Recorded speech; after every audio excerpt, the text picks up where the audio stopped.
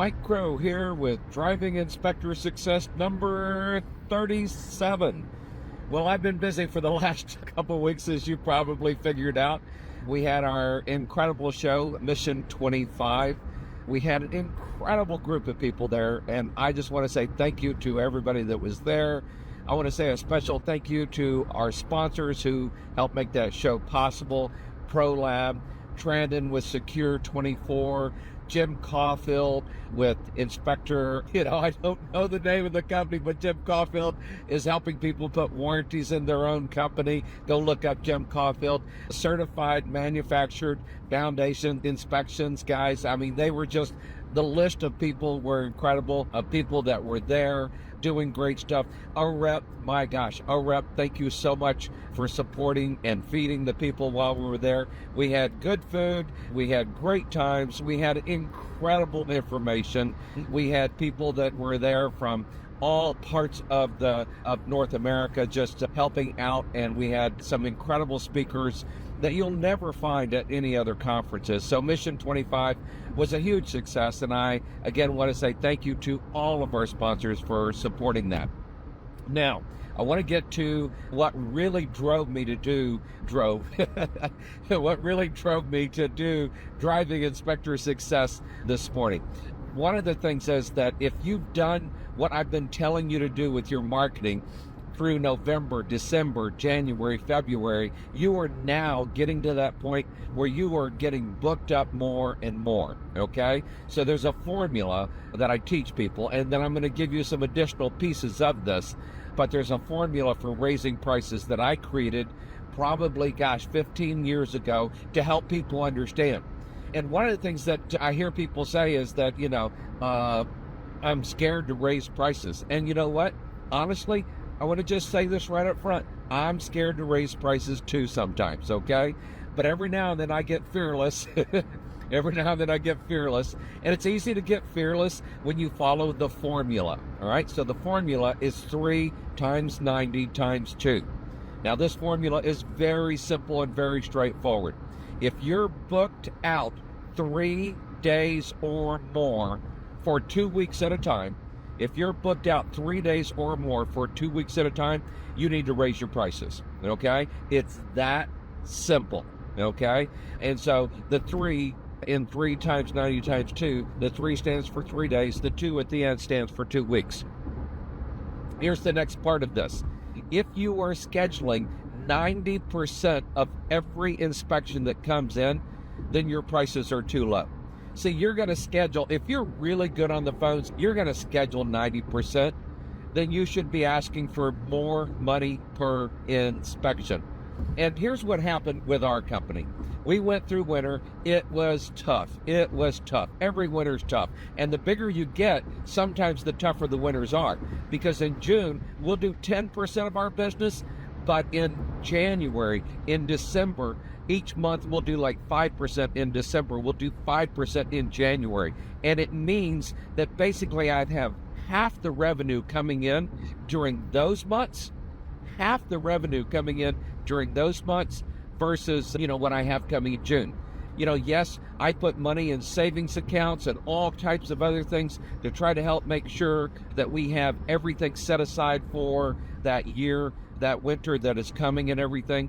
And I'm really big on trying not to just let people go. I've known inspection companies that they'll hire people and then they'll let them go. And I get that in the business world. That is normal, and people do that all the time. I'm not normal, okay? I have always thought that people are more important than money. Now, what that means is I lose money because I don't want to lose people, or I don't want to let people go during, the winter and everything. And I'm going to tell you, I did that once or twice, and I think it destroyed a lot of the morale in my company. People went, oh yeah, every winter Mike lets people go. No, I did it one winter because, and this was back in 22. 22 tried to really hurt us. And by the time we got to the winter of 22, it was really bad. And so, yeah, we had to make some adjustments. So here's the thing again, and I'm going to give you another piece of this in here in just a second. So if you're booked out 3 days or more if you're booked out 3 days or more for up to 2 weeks at a time, you need to raise your prices. If you're booking 90%, your prices are too low. Now, here's the other piece that I don't normally tell people, and that is capacity, okay? So one of the things that happened last week that really made me go back and go, we need to inch our prices up. At the next mastermind, I'm going to give you guys a complete breakdown of what we did on how we raised our prices and where we raised our prices and everything. But about 3 weeks ago, probably 2 weeks ago, I raised prices $10 across the board on every single inspection. Now, we'll do 4,000 inspections, and that means that $40,000 more will come into the company. Thank God, okay? Because I have given out more raises than that this year, right? So part of the problem is that our expenses have been going up exponentially on everything. We're having to pay people more nowadays because inflation, and people can't live on what they used to make. They can't live on what they used to make. So we've had to give out raises and significantly pay people more. Now, our inspectors are on a percentage basis. When we raise prices, our inspectors get an automatic raise immediately every single time. So that is really super cool for them. That takes care of the inspectors. But now the ladies that answer the phones, and I say ladies that answer the phones, we've had men answer the phones, but right now it just seems to be all ladies. When they answer the phones and they schedule, then that's great. And I had one lady, she came in and she went, Mike, I'm going to have to give 2 weeks notice. And I went, oh my God, I can't believe I'm getting ready to lose this person. And then she worked a Saturday, right?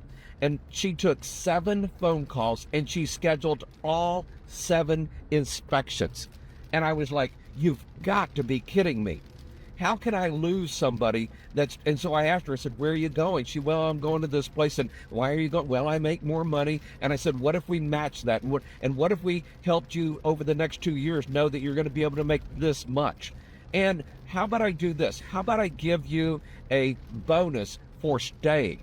And she was like, can I sleep on it? And I went, of course you can. I'm not asking you to make a decision right off the top of your head. However, I'd really like to know by tomorrow. And she went, yeah, no, I can. So anyway, she called our office manager that evening and went, I have changed my mind. I'm not going anywhere. Thank you, Lord. Okay. So that person now is answering the phones and she's more inspired by ever. And she was getting ready to go to work for somewhere that wouldn't care for her as much, wouldn't love her as much, wouldn't respect her as much. And honestly, I'm not trying to cut any other place down. I'm just telling you, our work environment is so super cool that people feel like it's their home away from home. All right. Do we work? Of course we work. All right. But we get the job done. So here's the other thing that I noticed was that our capacity was above 90%.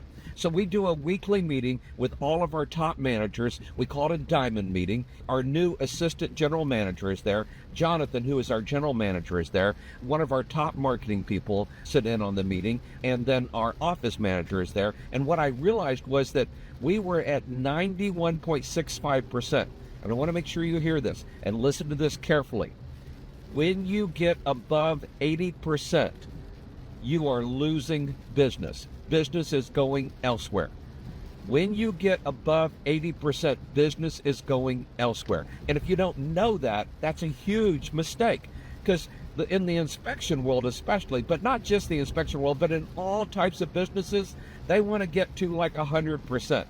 But you know, I'm driving past a hotel here right now. And here's what I will tell you, is when that hotel gets at 90+%, it's losing business to somebody else, okay? Because they don't have the freedom to schedule and, you know, put things into place that they would otherwise. And so it's incredibly important to make sure that your capacity is always right around or below 80%. Now, if it goes to 50%, you got other problems, okay? I mean, it's like walking a tight line. You've got to make sure you don't go too high, you don't go too low, right? You've got to look for that sweet spot. I mean, I have a whole talk on sweet spots. 80% is the sweet spot for your capacity.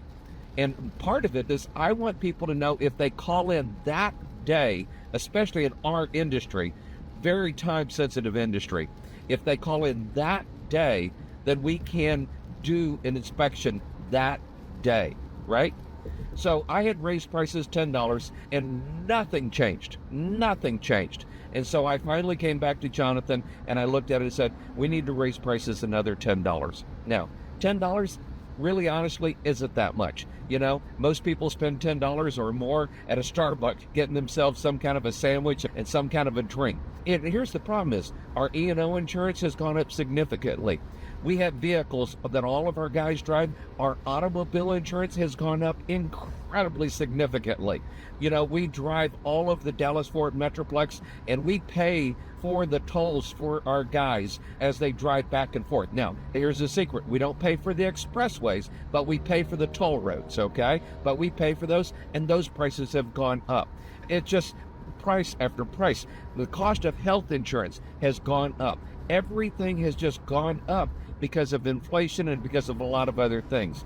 And so if you don't balance this out by raising your prices too, at some point you will have absolutely zero profit, no profit, and you will go out of business. So that's what I wanted to tell you today. And by the way, some people go, oh, January, I want to raise my prices in January. Never raise your prices in January, not in our industry. Now, maybe yours is different, but in our industry, you don't do that because everybody out there is still hungry. Everybody out there is still, willing to discount their services and give away their services because January, there's not enough home sales for home inspectors and inspections out there. So March is the perfect time to start taking a look at all of this. And if you follow the formula that I've given you, 3 times 90 times 2, then you're going to find out it gets triggered in March.